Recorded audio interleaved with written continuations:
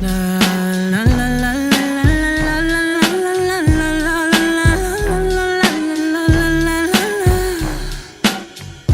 won't break my soul. You won't break my soul. You won't break my soul. You won't break my soul. I'm telling everybody, everybody, everybody, everybody. Now I just fell in love. I just quit my job. I'm gonna find a new drive. Damn, they work me so damn hard. Work by night, then off past 5.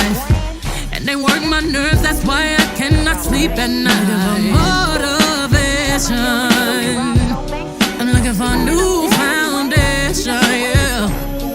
And I'm on that new vibration. I'm building my own foundation, yeah. Hold up, oh baby, baby, you won't break my soul. You won't break my soul. You won't break my soul. You won't break my soul. I'm telling everybody.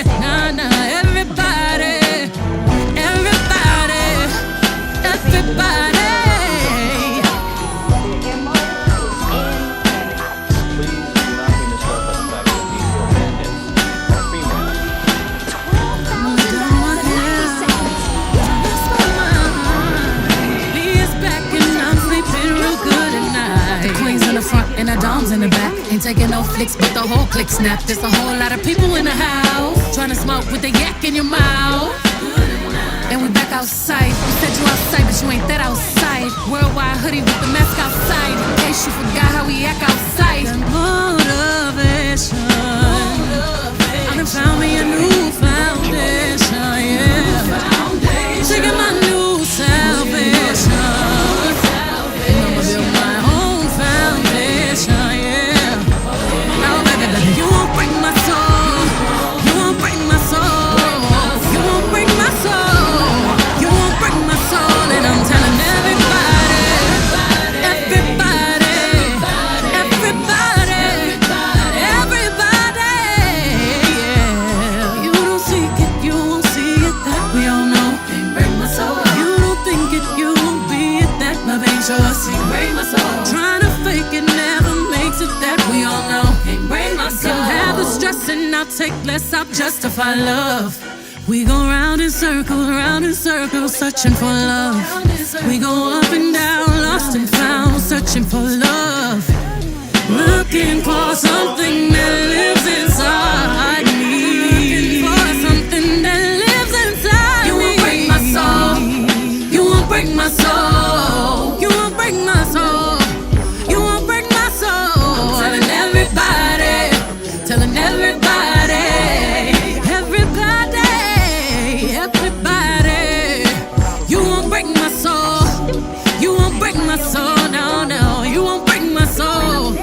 You won't break my soul. And I'm telling everybody, everybody, everybody, everybody. I'm taking my new salvation. And I'ma build my own foundation, yeah. Got motivation. I done found me a new foundation, yeah. I'm taking my new salvation.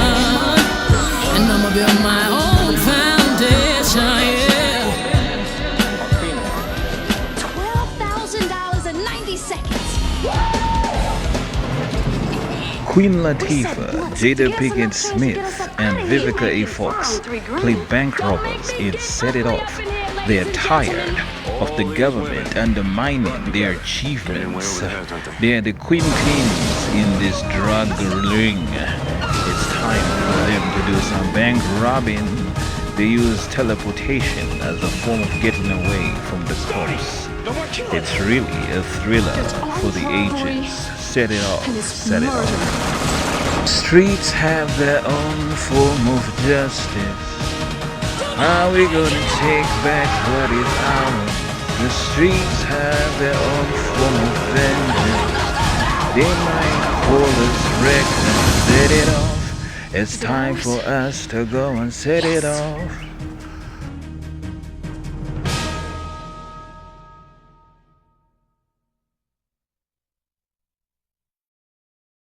I did things my way.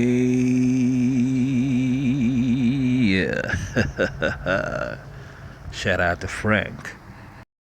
Yeah, we're right back up on this. Today we shall be looking at crime comedies. Those heist thrillers that we just can't stop thinking about. In 1960, music legends Frank Sinatra and Sammy Davis Jr. were in the middle of their greatest era of television. Buoyant by his movie performances, Frank Sinatra decided to take more and more chances. After winning an Oscar for Best Supporting Actor, he decided to work with the Rat Pack in a heist film for the ages called Ocean's 11. Ocean's 11 was misunderstood by critics who thought the casino stealing bandits would influence their children. Oh no. For that reason, it received a mixed reaction. In fact, the film only became a smash hit after amassing a cult following over many years. Today, Ocean's 11's legacy is far-reaching, with George Clooney being inspired to make a remake in 2001.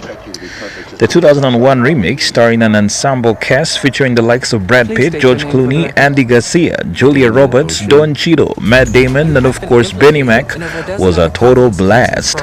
Upon release, the epic heist remake was a total smash, earning $450 million on a budget of $85 million. It has a Rotten Tomatoes score of 83%, proving that the critics totally loved it. 3 casinos? You gotta be nuts. In the original 1960s version, a man called Danny Ocean is called upon by the mob to do a bank job. He's to steal over $80 million from the husband of her heartthrob. His heartthrob. A woman who broke his heart and sent him to prison for fraud and other things has him on the brink of insanity. He loves her dearly, but he and her mob boss daddy are totally cray-cray. Danny was often forced to do the most despicable things in a bid to prove his undying loyalty to the mob bosses. One time things went wrong and he got caught with stolen bags of cocaine. The mob chose not to save him and left him to rot in prison. Years later, Danny Ocean is back as a reformed man. He's now working as a secret agent for the police under strict orders not to give in to the temptation to get revenge on his mob friends. Why iota? The mob have the world hostage and are threatening to commit crimes at a mass terrorist event unless their beloved godson Danny Ocean does one final job for them. Danny boy, wouldn't you work with me? And what's the job? Nothing, just do some double crossing and rob the man who stole your woman. Also, there's a pun here that we're not getting, right? Frank Sinatra is a world famous singer, right? And he becomes a bank robber, right? That means he sings to the police. Oh well. Danny is told to steal at least $80 million from the most secure casinos in Las Vegas. The heist promises not only to be dangerous, but to be very life-threatening as it gets serious and more serious. To help Danny achieve the impossible feat, he is to hire 10 magicians. Say what? I say 10 magicians. Every bank robber in a film has magicians masquerading as ordinary men and women. The trick about gambling is that in order for the house to always win, as they say, the house always wins, they have to use real magic, my friends. Why is that, you stupid wise crack? Because, well, if the gambling houses didn't have magicians and psychic reading connections with their audience, some wise-ass mathematicians would always do some card counting, resulting in him walking away with all their millions. 1, 2, 3. The next one is ace of spades. I win again. Give me $100 million. You constantly winning at a casino is bad for business, really. Yes, it is. So they count on your misfortune as a way to make money. And then the dumbest dummies to bet all their life savings, and that's how they become rich. In fact, lotteries are a form of charity in a way, a chance for an ordinary citizen to make away with winnings and split. But in order to do that, they will have to have more than luck on their side, my friends. The casino will cheat you out of your own winnings again and again by using illusions and mysterious card decks that previously were not in existence before the heist, my friend. You didn't see anything. The mindset of a villain is that the world isn't fair. Everybody's cheating, so I'm gonna cheat too. When Danny Ocean approaches the heist thing, he has a crisis of conscience. Not only is he going to rob ordinary citizens, but he has to smile and get away with a grin. Of course, he's doing it for the right thing, to help the police and unmask the mob and their inner workings. But there's something of a curse around those who pay debts by double-crossing former loyal friends. Okay, the might come to haunt you, see, you'll be swimming with the fishes. Danny still loves his ex-wife, and despite their constant fights, he doesn't want her to die or rot in prison. This crisis of conscience is what makes the story in Ocean's 11 that much more exciting and exhilarating. In the 60s version, the heist thing takes many twists and turns as Danny and his team are cornered by the police. The very people who set the sting operation up are now asking Danny to give in what seems to be a double-crossing organized by the movement. Hey, we never agreed to this. You stole this money by yourself. Danny must think fast to outwit the corrupt police department. He tells one of his men to fake a heart attack. I'm having a heart attack. Surely he does that and pretends to die. This death proves to be a distraction, allowing Danny Ocean and his fellow magicians to get away with the loot. Let's make like a fast thing and split. Nothing in this film is a fluke, as Danny Ocean has been practicing his whole life for this event. The reason why heist films are very confusing is because there is so much in the workings that we, the audience, don't understand.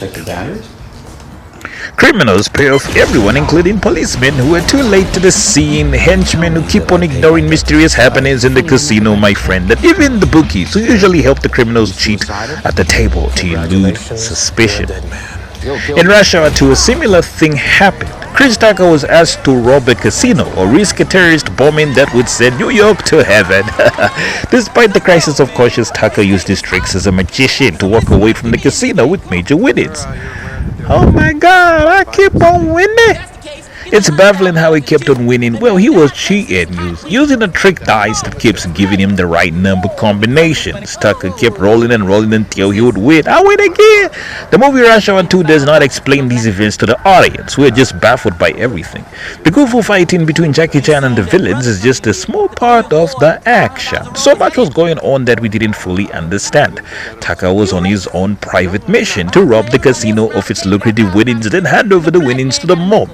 That action was part of how Jackie Chan was allowed to solve the riddle in his criminal investigations. Films often only show us one thing when in fact so many other things are happening all at once. It's Armageddon over and over again. And it's up to the secret agents to defuse the situation without alarming citizens. A bomb is about to go off in the building. Quick, protect the women and children. In 2001, critically acclaimed Hollywood legend Steven Soderbergh made Ocean's 11 to worldwide critical acclaim. Soderbergh is well known for Oscar-winning masterpieces like Erin Brockovich, starring Oscar-winning actress Julia Roberts, and Traffic, a movie for which he won Best Picture at the Oscars. In 2001, Soderbergh met with some old friends, namely George Clooney, whom he previously worked with on Out of Sight, and Brad Pitt. The combination came together to crack the safe of Hollywood blockbuster television. This is a stick-up, see, a stick-up. There are only two ways to rob a casino, either with a handsome smile or with a gun. Danny Ocean had both, but he further forced others' hand by being a master magician who had trick dice that he kept safe in a different dimension. Don't be fooled by his husky appearance. This man will walk away from your casino with more than 12 million. Not the same doctor we met in ER. The story starts with Danny Ocean being released from prison. As a reformed man, he hopes to go on vacation. But the mob still come calling. We want you to do a job. Just when I thought I was out, they let me back in. They want him to rob the gentleman that is currently dating his cheating two-timing ex-wife. What a dangerous woman. Daddy is to organize 10 skilled magicians that can help him rob a wealthy bank tycoon. On fight night, the casino will be hosting a lot of wealthy gentlemen who will be betting on Mike Tyson to lose to Lennox Lewis. Wait, what?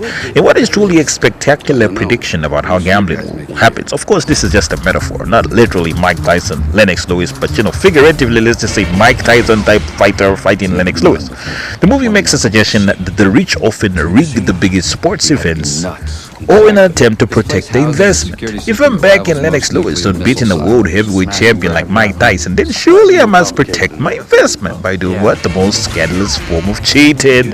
Paid off refs to rig the event and make sure Mike Tyson doesn't see clearly who he's fighting. Now you see Lennox Lewis, next you see double vision, pow, pow, pow, you're dead. Ensuring that the right one wins. Aside from that, man, gambling offers a way for wealthy gentlemen to beat on their favorite sportsmen by betting against them. What? How? That way refs will not let them win more money. So you're not gonna win more money. So they cheat to protect the investment. I mean, why do you think the favorites sometimes don't win? This is how match fixing actually happens. It's a game of high-stakes poker with real human beings and careers at stake. Some sportsmen' their entire careers are fake because they only win because somebody helped them in a form of match fixing. Refer to films like Raging Bull to understand these themes. So when you see someone like Marion Jones crying on camera, I'm sorry for the doping incident, it's because a lot of stuff happened, man. In fact, Antonio Conte was involved in a scandal. I don't know how he came back from that, yo. Juventus were demoted to Serie B, if you know that kind of thing. Stuff happens a lot. That was good. I liked it. You're either in or you're out. Right now.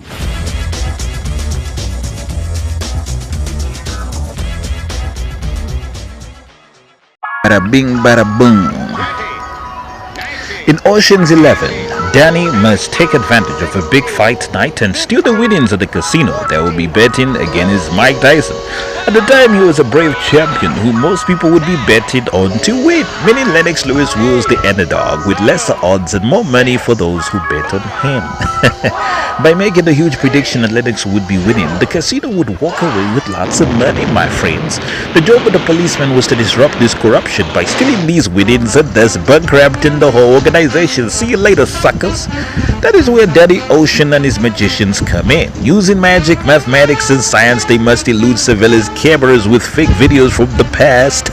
Next, they must literally swim with the sharks, a boat protected by deadly piranhas just below them. How? If you see those James Bond films, that stuff is real. I mean, people go out of the way to protect their money. It's much more complicated than a dice game, but then Danny Ocean is a world-renowned magician. What he does is he switches the safe with an empty one he has in a different dimension. Oh my god. Using a time machine, Danny Ocean is able to freeze time, then get away without anyone knowing what he is doing. People say David Copperfield made the Statue of Liberty disappear. Did he do that? Did he use CGI or he used a different time traveling dimension? Well, some people claim he literally made it disappear. The trick about magicians is that they use real magic, man. It's not just tricks, it's expensive magic. Okay, so just for the sake of confusing policemen, Danny created a very incredible illusion. Using a time machine, Danny Ocean is able to freeze time and get away without anyone knowing what he's doing. Just for the sake of confusing these policemen, then the heistmen create an illusion where it seems they're doing all the hard work when in fact this is not what happened. Whilst the heistmen were tinkering with computer gadgets and pressing gadgets, playing open sesame with the bank safe, what they were actually doing was creating another illusion.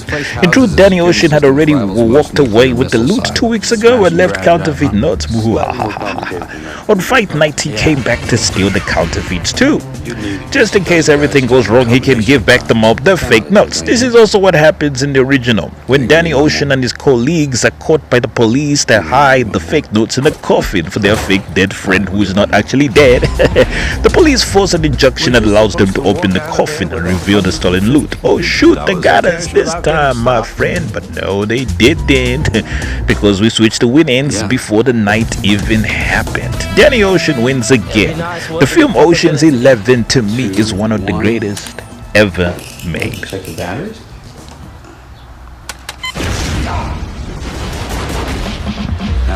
Darren Aronofsky is such a huge inspiration to the younger generation. At just 56, he has been responsible for many heart-wrenching classics. Filmmaker behind Requiem for a Dream, Oscar-winning films like The Whale and Black Swan. Aronofsky definitely has won the award for making the weirdest, strangest movies. I think his specialty is black comedy with a touch of spiritualism. He loves ghostly themes. In 2025, he made Caught Stealing. The film is called Caught Stealing, a critically acclaimed smash hit starring Oscar nominee and star of Elvis Austin Butler. The film boasts an ensemble cast with the likes of rapper Action Bronson, acclaimed actress Zoe Kravitz coming in as the romantic interest of our curious magician. The main villain is none other than Regina King, a comedy legend and also the voice of Riley and Huey Freeman in The Boondocks. Regina has suddenly been building a great reputation for being an acting chameleon. In the latest film, she plays a mob queen looking to humiliate her ex-boyfriend. I'm gonna get him. She tortures him again and again until he reveals the truth about the money he stole from them. Caught Stealing is a modern masterpiece with many themes interwoven into one. It's inspired by true events that actually did happen back in the 60s. Crazy times. Currently, the film has a score of 84% on Rotten Tomatoes. Wow, what an uproar. It's fun, it's beautiful, but what does it all mean? Perhaps that 2025 is the year of the crime comedy, right? We have got Eeny Meeny, Eddington, Honey Don't, Americana, and now Caught Stealing. Awesome fun, bro. The films are all connected to the Coen Brothers Fargo universe. Usually, the premise in these movies is the young person is looking to double-cross his mob bosses and outwit them by using magic and his or her dim-witted appearances in disguise to elude the stronger gentleman.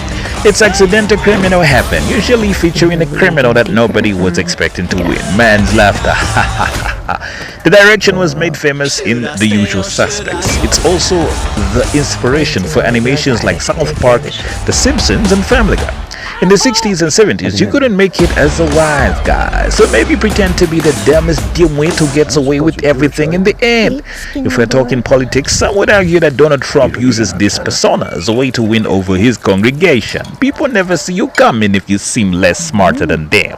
For this reason, sports coaches often fake bad accents to appear less threatening to their audience. He is a genius, but he just can't speak English. We play football tomorrow, better yesterday. That is fishy, isn't it? In Caught Stealing, a baseball genius turns pro. Then he's threatened by the mob to quit or they will break his jaw. You're gonna be swimming with the fishes. Frustrated by this, Austin becomes an alcoholic, living below the radar to escape the gangsters, the bullies who still hate him for being a baseball genius.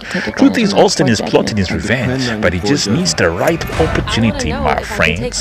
When his girlfriend sets him up for a crime he didn't commit, he decides to use this situation to his advantage.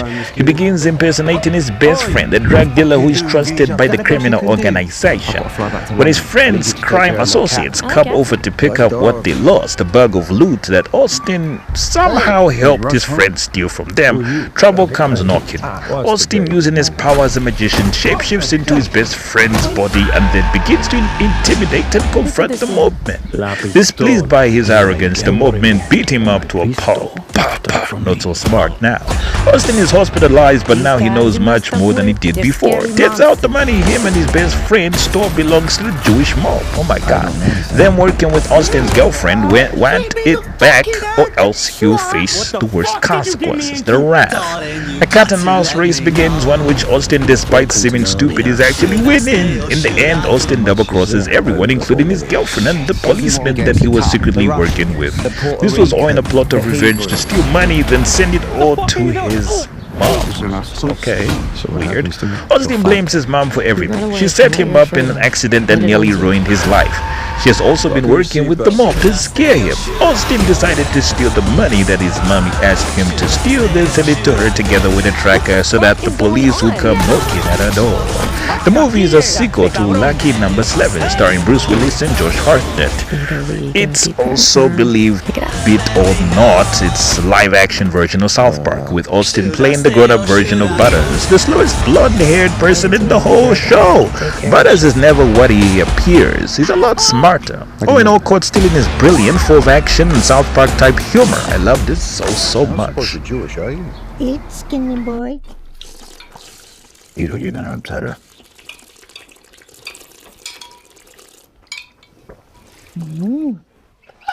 I like you, Hank.